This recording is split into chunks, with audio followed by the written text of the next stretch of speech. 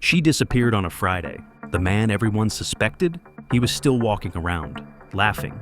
Her friends knew, the teachers knew, even the sheriff knew. Everyone knew who did it, but no one said a word.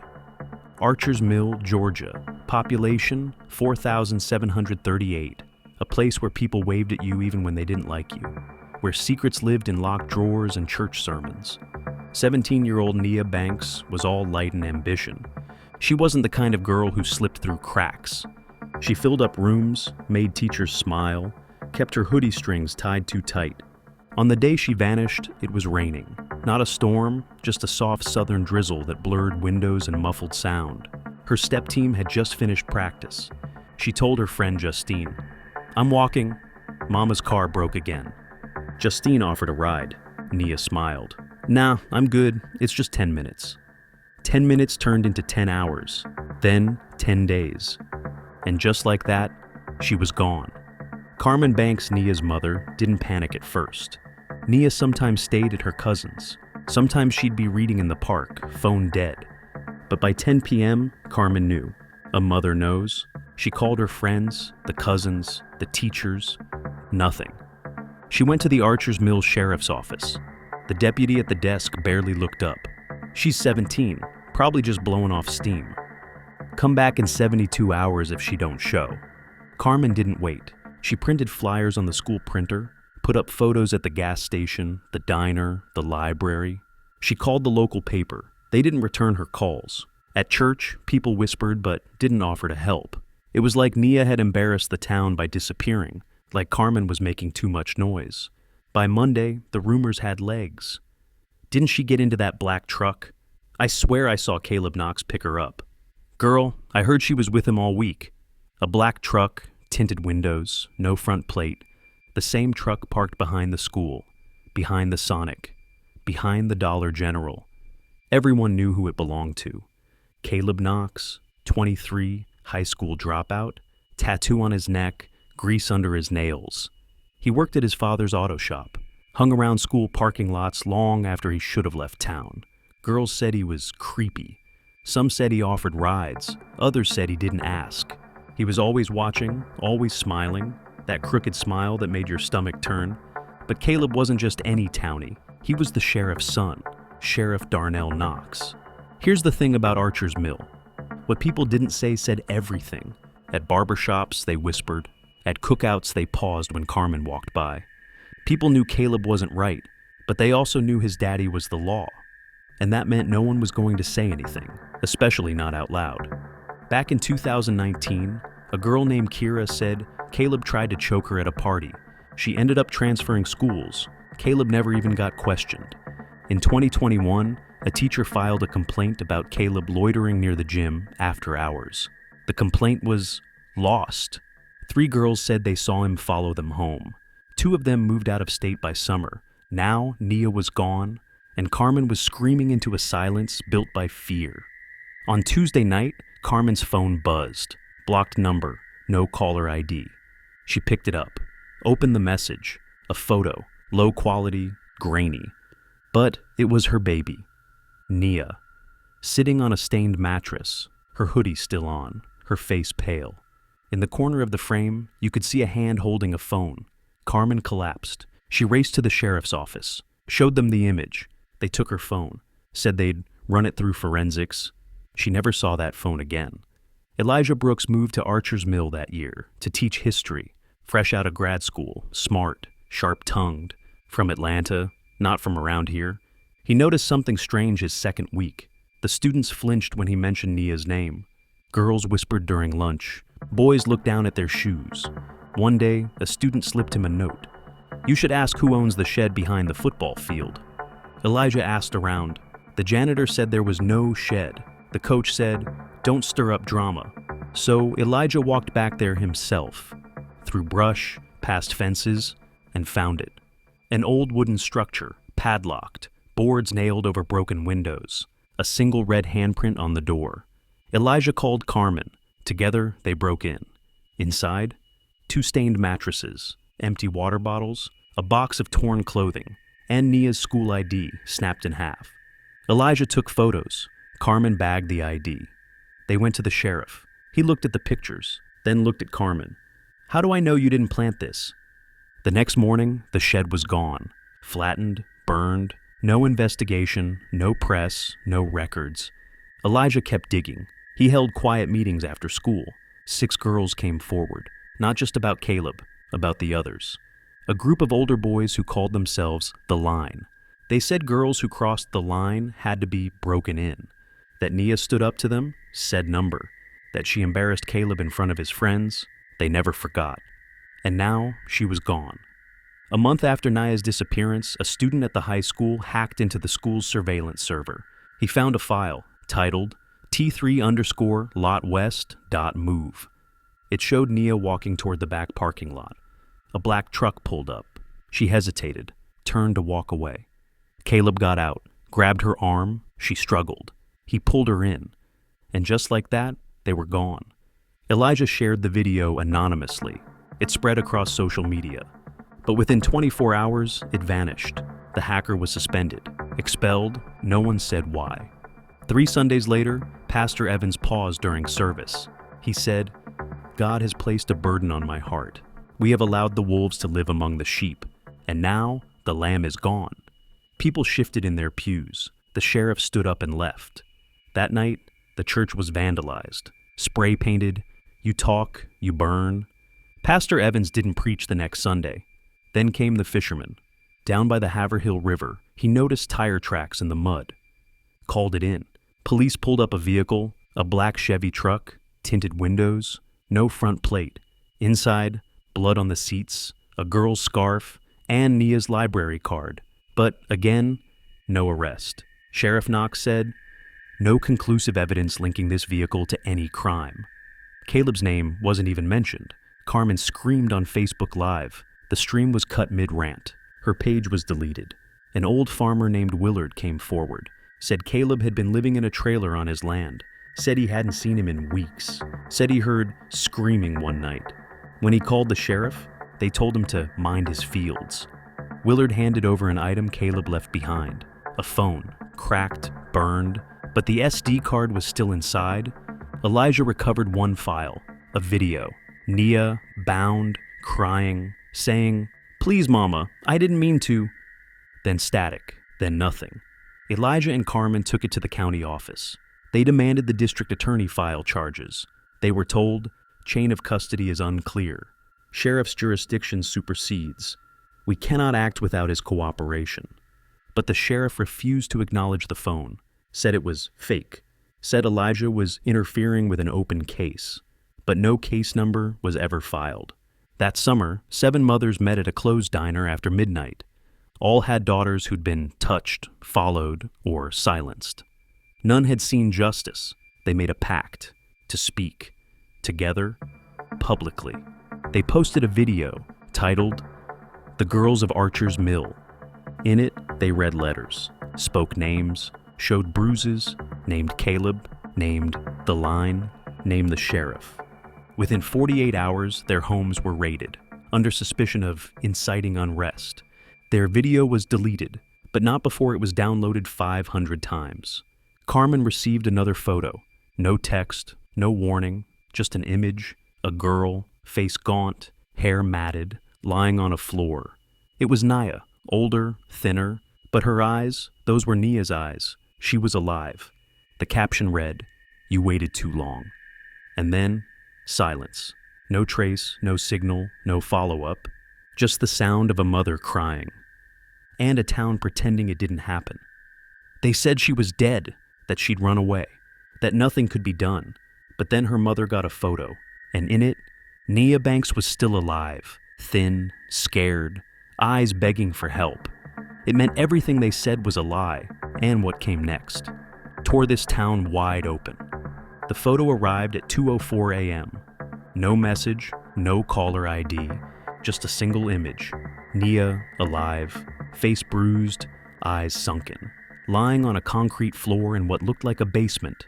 In the background, a metal door, a space heater, a half-empty water bottle, and the words, "You waited too long." Carmen didn't scream. She got in her car. The farmhouse Caleb was said to be staying in sat off County Road 17. It had belonged to his grandfather before he died. Rumors said Caleb never left town. He just changed houses. Carmen had been there before, once when she was a kid chasing fireflies. Now she stood outside the gate, breathing heavy. She wasn't alone. Elijah was with her. Armed with nothing but a flashlight and a borrowed camcorder, the front door was locked. The back was boarded shut. But the cellar doors, they were open. And inside Dash, a mattress, a chain, and blood on the floor. They didn't find Nia, but they found something else. A cassette recorder, old, dusty. With a label, April 12th, she wouldn't listen. Elijah played it, Nia's voice. "Please, I won't say anything. I promise. Just let me go." Another voice, Caleb's. "You were warned, just like the others." A pause. "This ain't about you, Nia. This is about the message." Then a sound, like duct tape. And the recorder clicked off. Elijah brought the tape to the county. The DA refused to accept it, said chain of custody was invalid. Sheriff Knox said, "That tape could have been made by anyone. My son's been out of town. Ask anyone." But no one saw Caleb leave. No one saw him arrive anywhere else.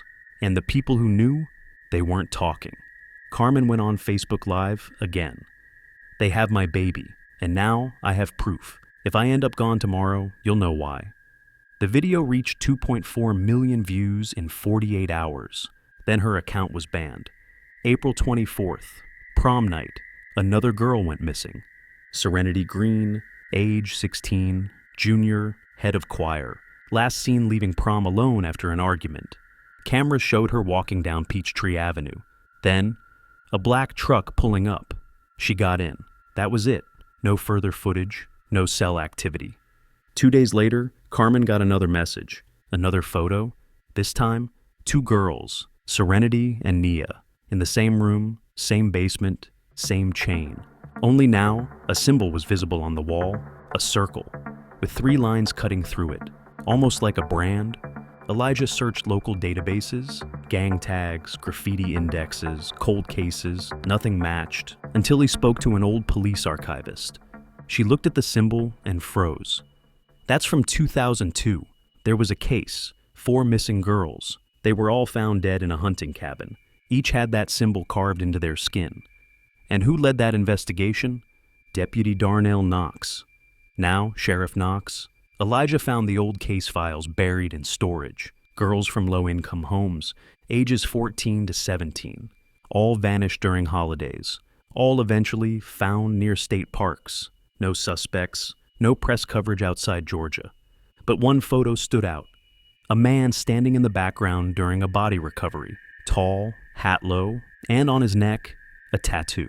Same symbol. Then came an email from a burner account. Subject, "I used to work for him." The sender was a former deputy.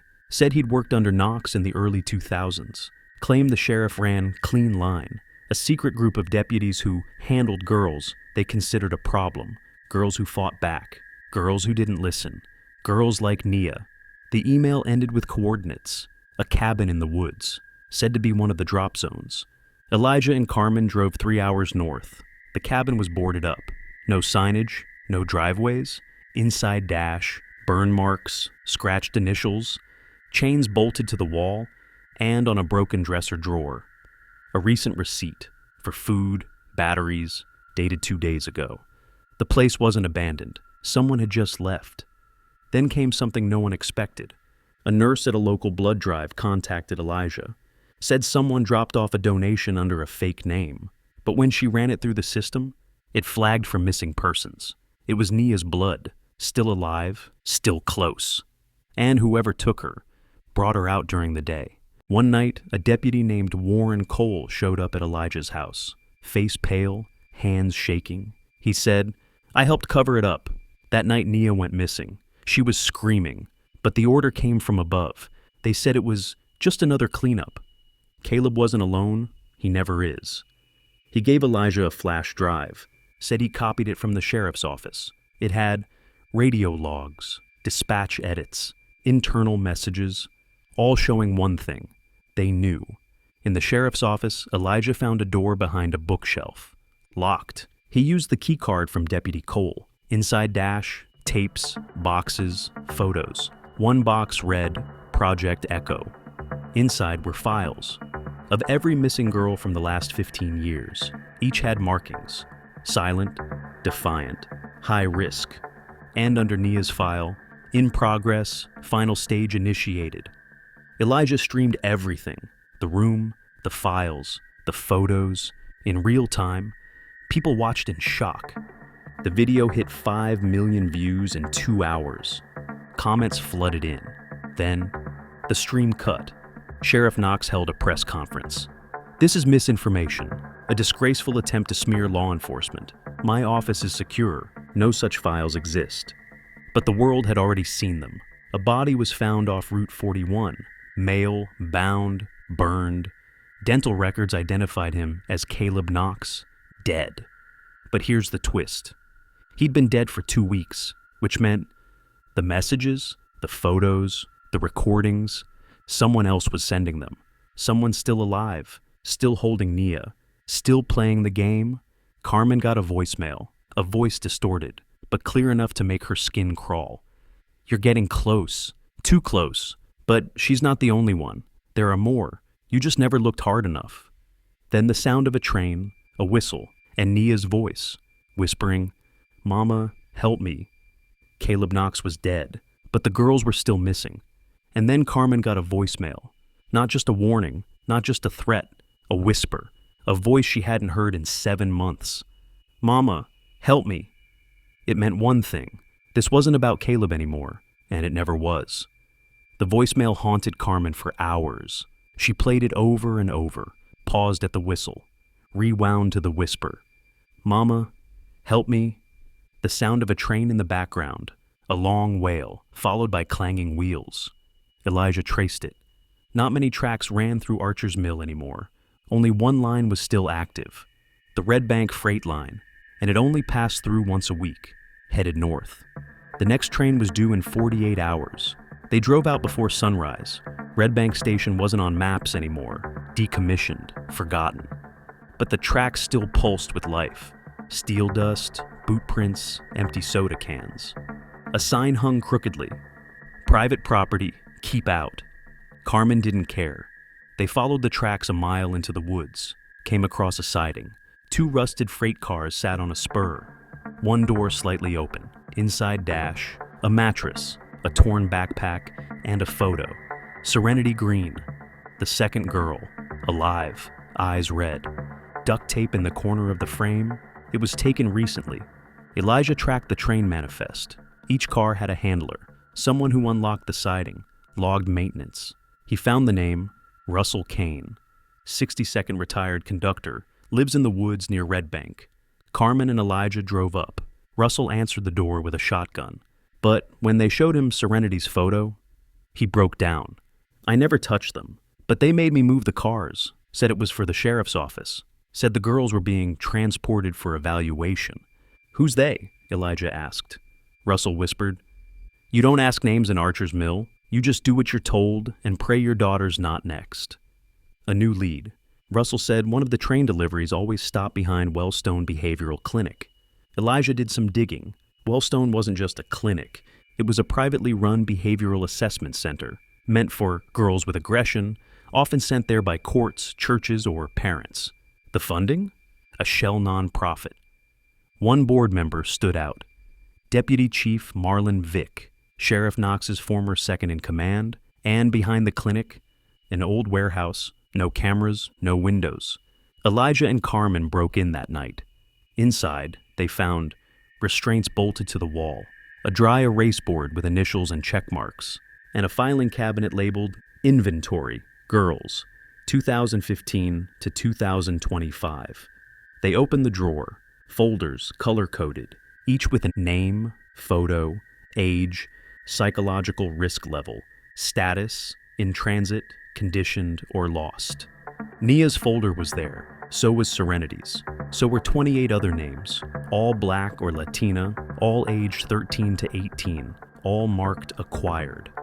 At the bottom of Nia's folder was a note, rejected transfer, too vocal.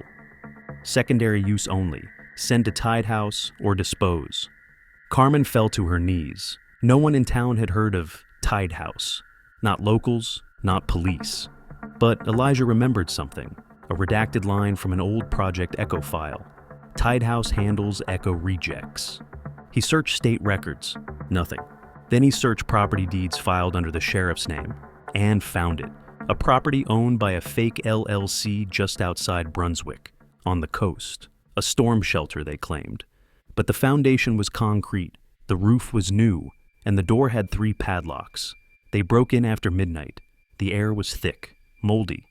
But inside they found a chair with buckled straps, a projector, a laptop with burned ports, and a camera still recording. On the walls, photos, notes, schedules. Most disturbing, a corkboard labeled Behavioral Modification, Pre-Release Candidates. Nia's photo was at the top. Under it, Compliant, 38%. Escalation required.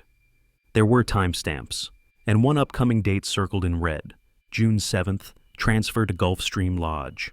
Today was June 6th. Elijah traced Gulfstream Lodge. It was a former addiction facility turned corporate retreat, now leased by a private company. No name, just a contract. Signed by Deputy Chief Marlon Vick. The lodge sat deep in the marsh. No neighbors, no cameras. A perfect place to disappear. They needed help. Carmen contacted 3 journalists from Atlanta who had been following the case. All women, all survivors. They met at 4 a.m. The plan? Break in, find Nia and Serenity, and expose everything.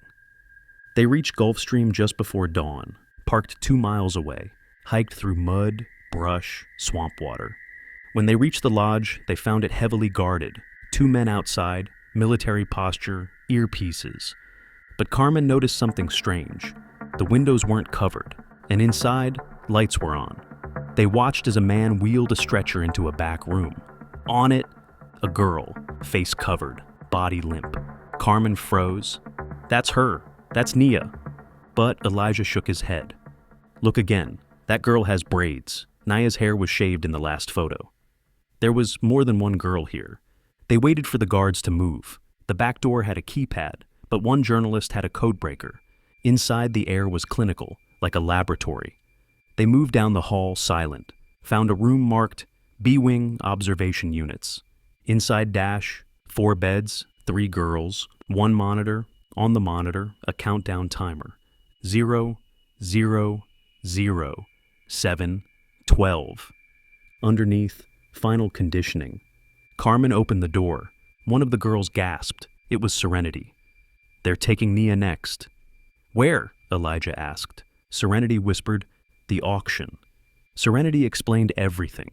She'd overheard a conversation 2 days earlier. They were planning to showcase 3 girls, Nia included, to a private group of buyers. They called it the reclamation auction. It would be live, encrypted, streamed from an unknown location using fake identities. Bidding would start the next night, but Nia was being prepped early. They had to move. Serenity said the auction site was called The Bunker. Elijah checked the floor plan for Gulfstream Lodge. No basement, but Serenity pointed to the east wall. There's a hallway they don't mark. They found it. Behind a locked metal cabinet was a staircase, down into darkness. Elijah led the way. The hallway below was lined with steel. A single room glowed with LED panels. A camera, 3 chairs, 2 masked men, and in the center, Nia, barely conscious, hooked up to an IV. Carmen didn't wait. She rushed the room, tackled the closest man. Elijah yanked the IV. Nia gasped. One of the guards pulled a weapon, until the journalist behind Elijah slammed him with a crowbar. They got Nia up, but she couldn't walk. Just leave me, she muttered. I'm not worth it. Carmen kissed her forehead. You are everything. They carried her out, sirens already blaring, the building now on lockdown. But they made it to the car. They uploaded everything, the folders, the auction logs, the live footage. Nia's voice barely above a whisper. They said we were broken, that no one would come, but my mama did. The story exploded. National news, international outrage. FBI stepped in. Arrests were made. Dozens of girls were found, but dozens more still unaccounted for. 1 week later, Elijah got a package. No return address. Inside, a phone, unlocked, open to a message thread. Each message was a location. Each location matched a missing girl. One was dated 2 years ago. Another, 6 months into Caleb's custody. But the final message? Dated just 2 days earlier. It read, "New inventory arriving, Florida drop confirmed. ETA, June 15th. Handler, E. Brooks." Elijah froze. What the hell? They had used his name. He was being set up. Or worse. Someone on the inside had used his credentials to keep the system running. They rescued Nia. They exposed the lie. But the machine, it was still running. And the deeper they looked, the more they realized Caleb was never the mastermind. He was just the delivery guy. Let's talk a little. Why do you think no one in the town spoke up, even when they knew who took Nia? What does it say about the system when the sheriff's own son could get away with this for years? Do you believe someone else was pulling the strings all along, even before Caleb? Who? If saving one girl meant exposing a national trafficking ring, but risking your life, would you still do it?